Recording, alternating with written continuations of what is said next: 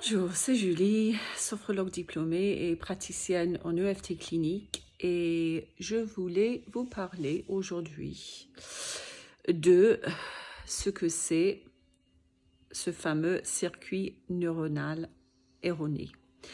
Mon médecin, ORL spécialisé à l'hôpital européen de Marseille, avait nommé ça comme une maladaptation du cerveau.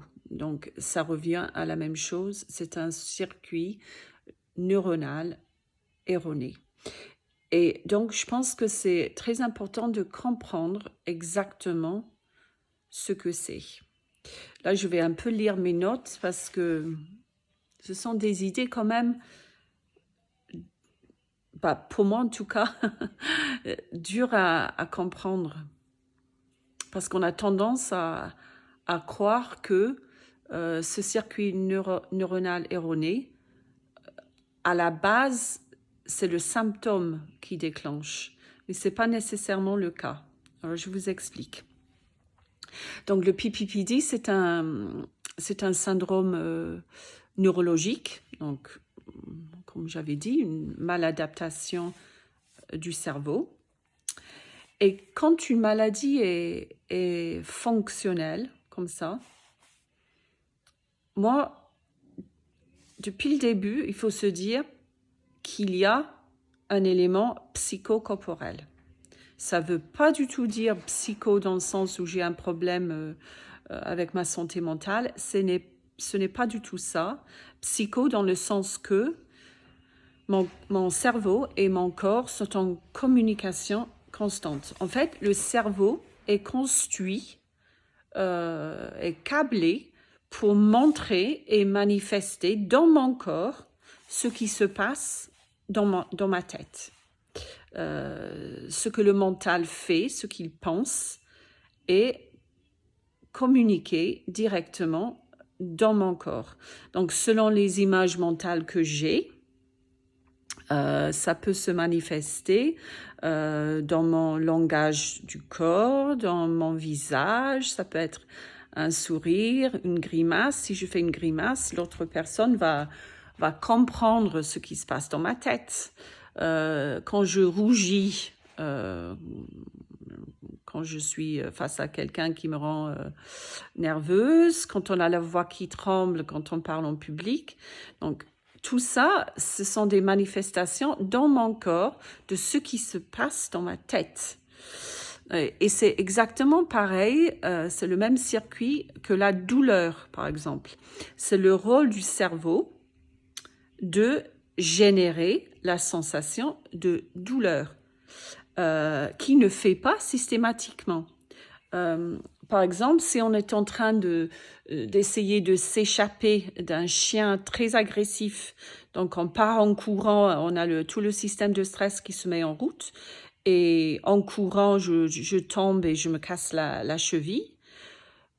Comme ma vie est en danger, le cerveau ne va pas générer la sensation de douleur pour que je puisse continuer à courir. Par contre, si je suis en train de marcher normalement et je me casse la cheville, et bien là, par contre, j'aurai beaucoup de douleur. Et c'est une forme d'alerte du cerveau qui me dit il faut absolument que tu t'arrêtes, qu'il y a un gros problème, il va falloir se reposer pour la guérison de cette cheville. Donc, il faut partir de... Enfin, la base fondamentale, c'est que c'est le cerveau qui génère la sensation. Donc, notre maladie est basée sur comment le cerveau va interpréter ce qui se passe en nous. Donc, c'est pour ça qu'on parle d'un circuit neuronal erroné. Et ce circuit se met en route quand il détecte un déclencheur. Quelque chose qui va envoyer ce signal d'alarme vers le cerveau émotionnel. Et une fois donc un déclencheur détecté, le symptôme, la sensation d'instabilité peut être générée. Et oui, je répète, c'est le cerveau qui génère la sensation, tout comme il génère la sensation de la douleur selon le besoin.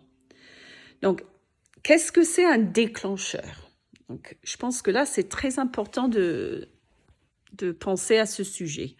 Donc, un déclencheur peut être un certain contexte, peut être un certain mouvement, peut être une certaine tension musculaire et peut même être une pensée ou un état émotionnel inconscient. Ça peut être conscient comme ça peut être inconscient. Il n'y a rien de mystique au terme inconscient, ça veut juste dire que c'est pas dans ma conscience actuellement, que j'ai pas ça en tête de façon consciente pour le moment. Donc, ça, c'est un petit problème pour nous si c'est inconscient. J'en parlerai dans une minute. Mais je suis convaincue que pour avancer vers une guérison, il faut faire un petit travail sur soi, si besoin. Alors, je vais vous expliquer.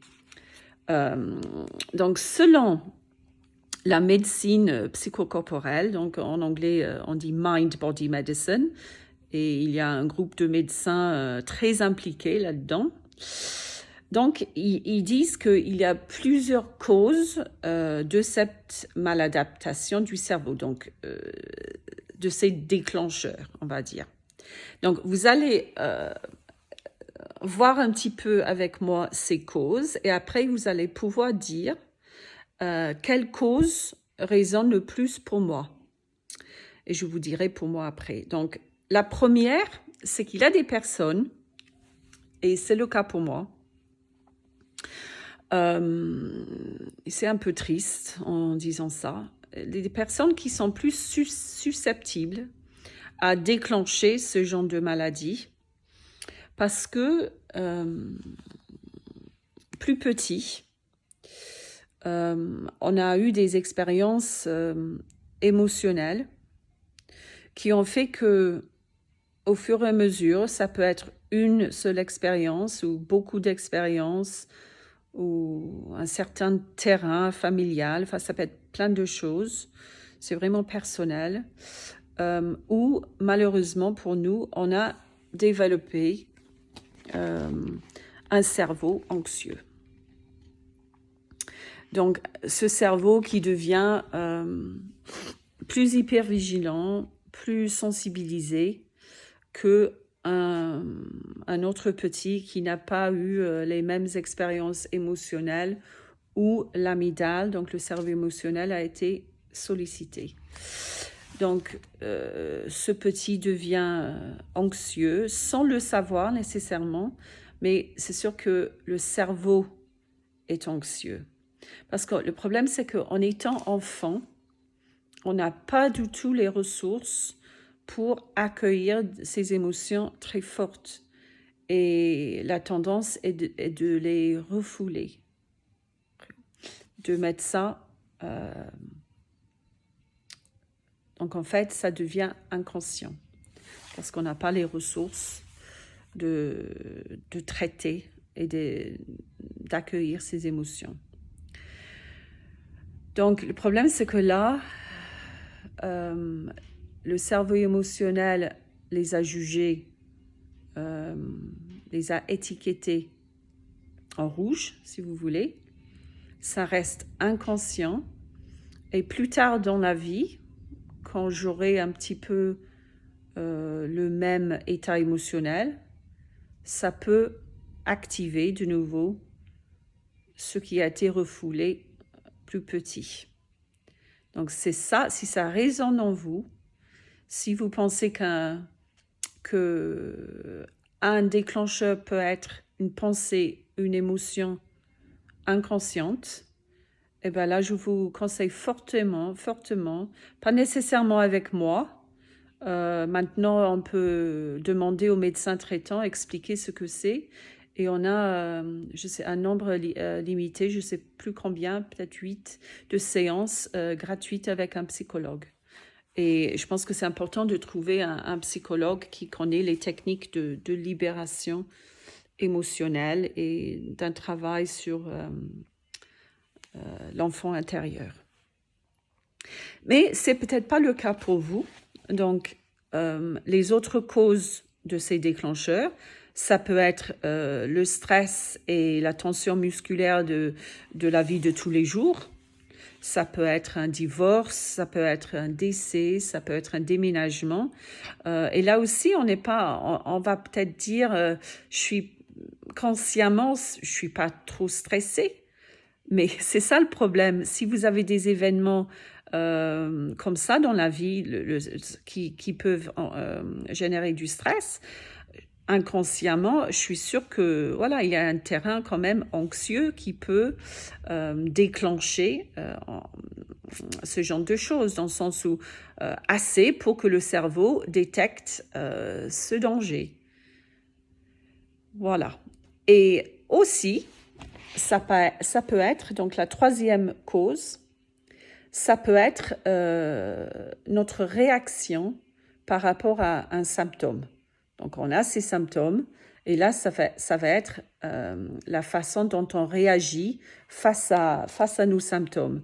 Donc, tout ce qui est, en anglais, on dit tous les F, mais ça ne marche pas en français, mais tout ce qui est la peur, l'hostilité, envie de tout comprendre, même avec tous les examens normaux, on a juste envie de continuer à creuser, à comprendre ce que c'est.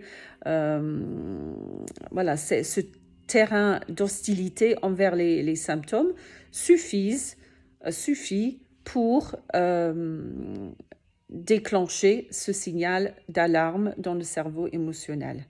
Donc, je vais m'arrêter là parce qu'on a déjà 11 minutes, mais je voulais juste, voilà, vous parler de ce cycle qui n'est pas nécessairement symptôme, anxiété, encore plus ce symptôme. Ça peut être, et moi je suis convaincue que c'est le cas, déclencheur, danger, signal de danger dans le cerveau, parce qu'il a étiqueté cette chose-là comme dangereux, symptôme. Donc la solution, et ça va être la suite, mais très vite fait, c'est apaiser le mental, apprendre à se rassurer, apaiser le système nerveux autonome, apaiser la tension musculaire et faire un travail sur soi. Donc, si vous pensez que ça résonne en vous, que ça peut être une pensée ou un état émotionnel inconscient, ben là, le travail, c'est de rendre conscient ce déclencheur-là. Pas nécessairement avec moi, avec un autre pro de santé, sophrologue de votre ville. Bon, en disant ça, je pense pas. Sophrologue peut vous aider avec tout ce qui est apaiser le mental, apaiser le système nerveux autonome, apaiser la tension musculaire. Mais c'est peut-être plus soit avec moi, soit avec parce que je suis formée à la sophroanalyse, soit avec donc initiative de gouvernement de vous fournir des séances de psychologie gratuites. Ça, il faut en profiter et vous pouvez demander plus de précision à votre médecin traitant. Je suis à 13 minutes, désolée, mais courage à tous et allez, il faut garder espoir. Je suis convaincue que si on fait ce genre de travail, on peut guérir. Allez, courage.